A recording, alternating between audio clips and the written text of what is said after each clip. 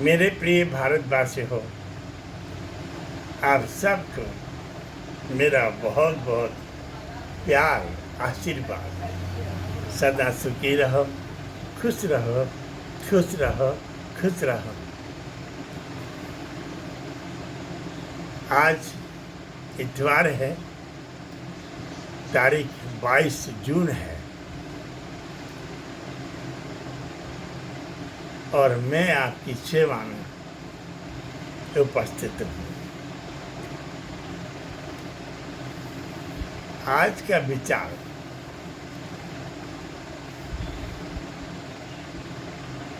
महर्षि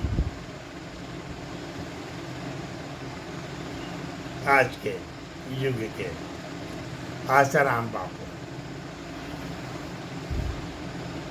आसाराम बापू में सर्वशक्ति ज्ञान भरा हुआ है। वो जहाँ से चाहते हैं वहाँ से बोलते हैं और उनके बोलने में बड़ी सामर्थ्य थी और है, पर ईश्वर के चक्रव्यूह की नजाकत से बचना बहुत मुश्किल होता है। वो ईश्वर ने, महर्षि वाल्मीकि भगवान ने सब शक्तियों का रचना की है। उसमें से अगर देखा जाए तो एक मक्खी जीवन को दरिद्र कर देती है, पूरे जीवन। उनकी वीडियो में देखता रहता था, पहले टीवी पे प्रवचन भी सुनते था और मैंने उनके आश्रम बापू आश्रम में भी, वहाँ पे भी जाता था। आज भी जो है आश्रम बापू चौहान के नाम से, आश्रम बापू के नाम से वो चौराहा जाना जाता है। मैंने देखा जब वो प्रवचन करते थे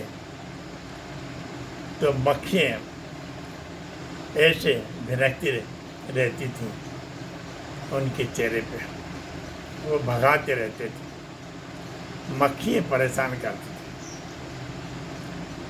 और उनके विचार सुनने के लिए मानव रूपी जीवन में अच्छे बुरे सभी लोग आते थे। सभी लोगों ने प्रवचन उनके सुने, लेकिन मक्खी एक जो है वो इनका पीछा करती रहती थी, उसके चेहरे पे बार बार सामने आती थी और उसके बाद उन्होंने कई वर्षों के बाद कांच का एक शोकेस बना था, बहुत बड़ा शोकेस बना था, फिर उसमें बैठ करके प्रवचन करते थे।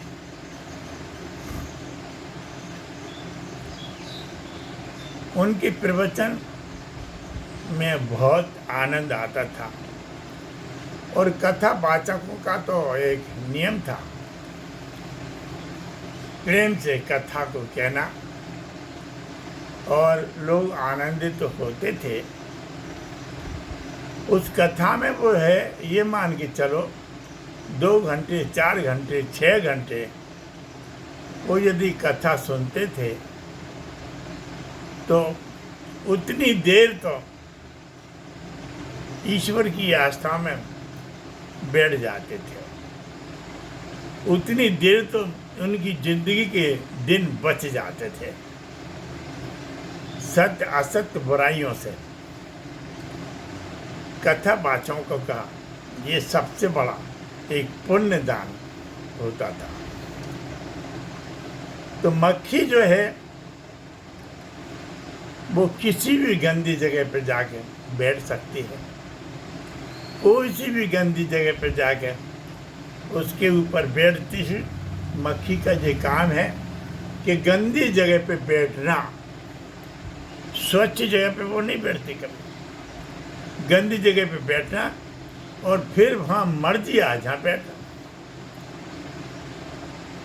अब वो मक्खी जो है उस गंदी जगह पे बैठी है और वो आपके भोजन में आके बैठ जाती है तो आपका भोजन अशुद्ध हो जाता है।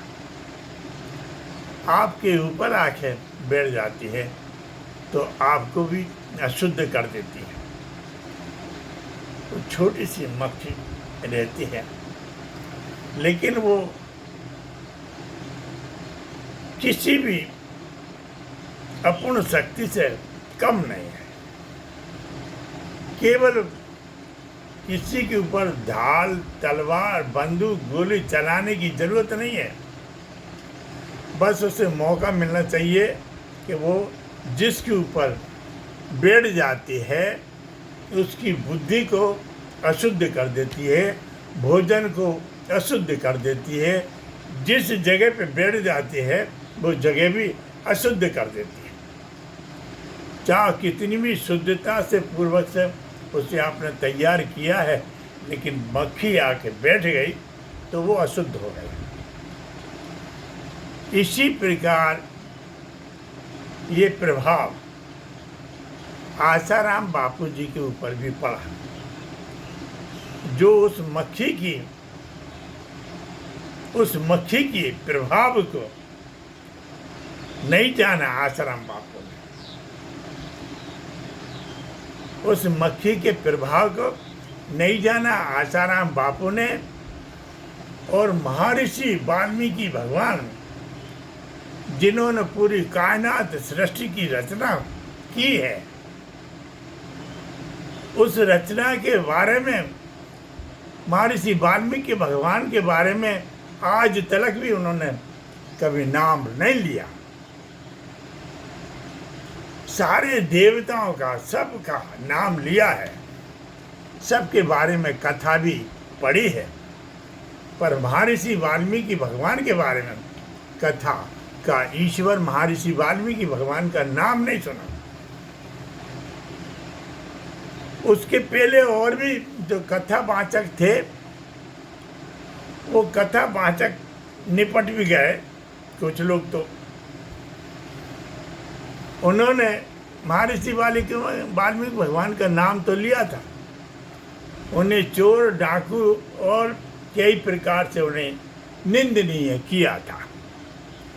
ये 1970 के पहले की बात है।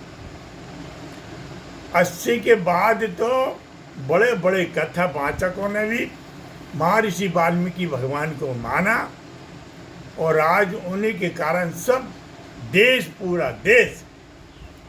पूरा भारत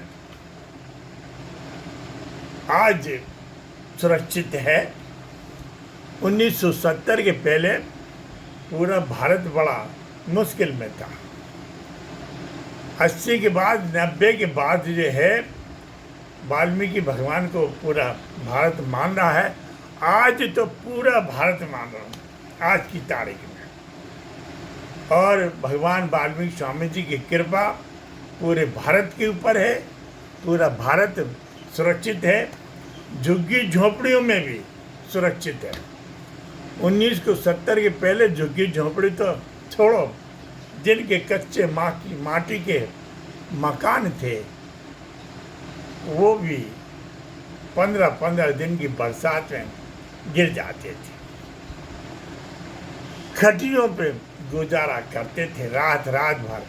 15-15 दिन पानी गिरता था, 20-20 दिन पानी, नीचे ऊपर पानी पानी पानी। जंगल के जानवर भी उस जमाने में बहुत जानवर थे, भागते रहते थे पानी में, इधर के उधर भागते रहते थे। पशु पक्षी भी, लेकिन उस जमाने में पशु पक्षी भी बहुत थे, जंगल के जानवर भी बहुत थे। आज वो बात नहीं है। तो आसाराम बापू यदि आज भी महर्षि वाल्मीकि भगवान की कथा सुना दें तो शायद वो जेल से रिहा हो जाएंगे, मेरा ऐसा मानना है।